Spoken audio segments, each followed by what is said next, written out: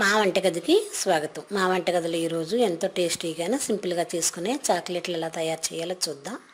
దానికి కావలసిన పదార్థాలు: మిల్క్ పౌడర్ పాల పొడి 1 cup, cocoa powder 1 tablespoon, పంచదార 1 కప్పు, వెన్న 1/2 కప్పు.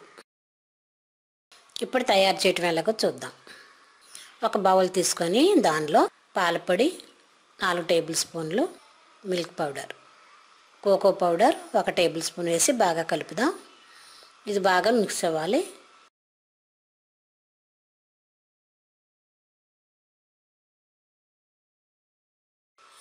ఇప్పుడు స్టవ్ వెలిగించి స్టవ్ పై పాన్ పెట్టి 1 కప్పు పంచదార, 1/2 కప్పు వాటర్ వేసి లేత తీగ పాకం రానిద్దాం.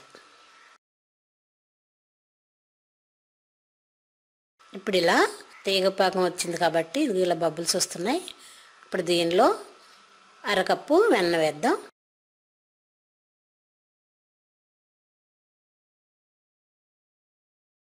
ఇప్పుడు ఇలా బాగా కరిగిన తర్వాత దీనిలోనే మిక్స్ చేసి ఉంచిన పాలపొడి, కోకో పౌడర్ కలిపి ఉంచిన మిశ్రమం వేసి బాగా కలుపుదాం.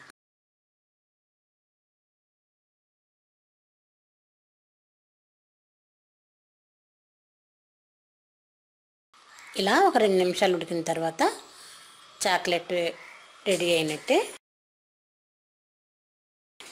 ఒక ప్లేట్కి వెన్న రాసి దానిలో ఇలా రెడీ అయిన మిశ్రమాన్ని ఆ ప్లేట్లో తీసుకొని సమంగా సర్దుదాం.